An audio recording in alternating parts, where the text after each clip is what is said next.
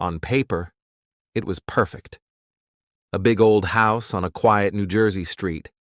A deep porch, a hedged yard. They walked through it room by room, with voices lowered, as if the walls might answer. The price bit hard, but it felt like an address you keep for a lifetime. Keys changed hands. A bottle of champagne popped. They photographed the kids on the staircase, choosing colors. Contractors measured and set ladders. The house smelled like dust and cut pine. The first letter arrived 3 days later. It was thick, the envelope hand-addressed in a careful script that felt old-fashioned. The postmark was local. Inside, no return name, no phone number, only a voice. "I have watched this house a long time," the line said. "Who will live in each room? Has the young blood been chosen?" They read it twice and did not speak while they read. The paper made a dry sound when it folded back into the envelope. They told each other it was a prank. They changed nothing. Painters climbed the scaffolding and shivered drops into a tray. The kids named the bedrooms the way kids do. Rocket room, blue room, the one with the tiny door to the attic. After dinner, they drove past the house to watch the light timers go on and off as if the place already belonged to them. It was almost dark when the second letter came.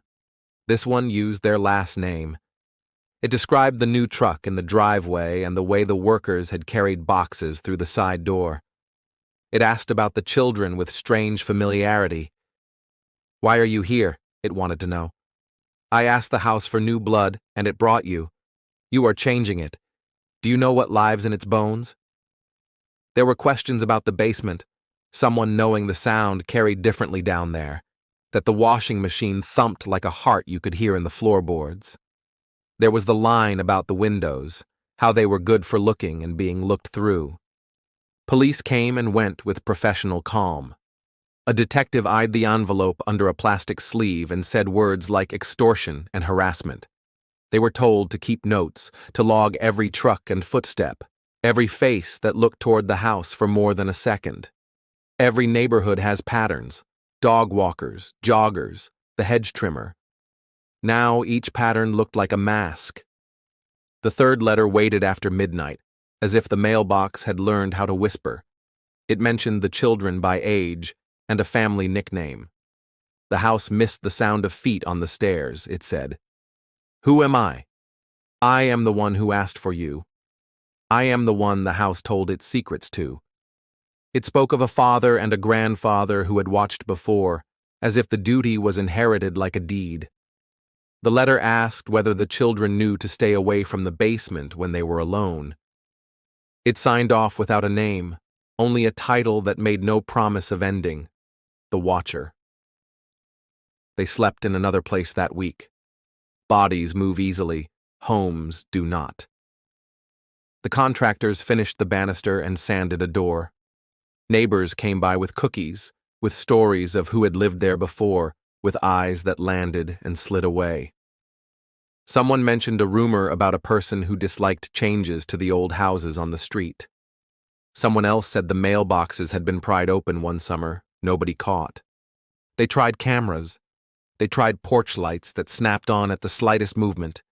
Motion alerts pinged for wind and stray cats. One night he waited in the car for an answer. Only ordinary shapes passed. The next letter arrived after a gap that felt like breath held too long. It mocked their empty rooms and their caution. "Was the house too much for you?" it said. "The house is patient. It waited before. It will wait again." It suggested the writer saw more than a passerby: small cracks, a stubborn closet door. Details can trespass. They spoke to lawyers. They spoke to family who told them to leave it alone, and to friends who told them to fight.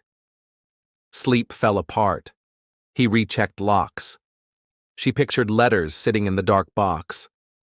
The kids asked about rooms. Answers grew soft and dateless. They thought about selling.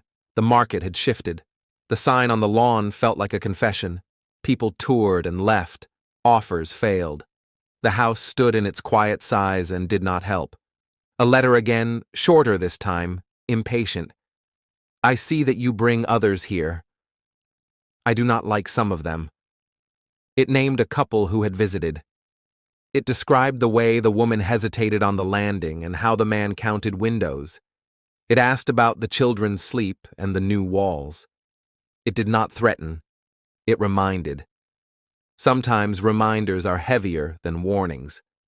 In the second winter, plaster cracked in 2 rooms, and a pipe gave up near the kitchen ceiling.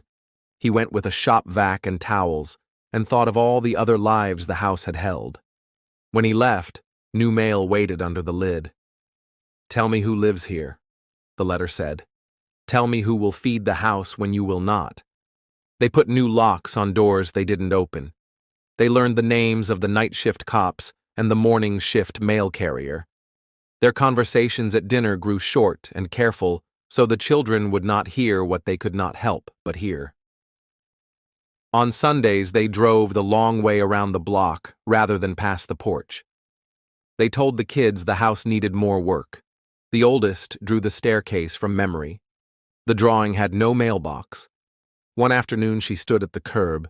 A neighbor waved. Another trimmed hedges. She filed the newest letter for the detective and the attorney. The letters felt like part of the air now. Spring came with real estate language, price improvement, motivated sellers, contingencies. They split the property and sold part. They did not move back. A new family arrived, and the house did what houses do, echoed and settled. The letters stopped or went elsewhere. Years passed. The street got a new stop sign. The sidewalk buckled a little. They drove by sometimes. The porch furniture changed. A kite lay in the side yard one July. They wondered about the people inside and did not knock. In a folder there are still pages in that careful hand. The ink barely faded.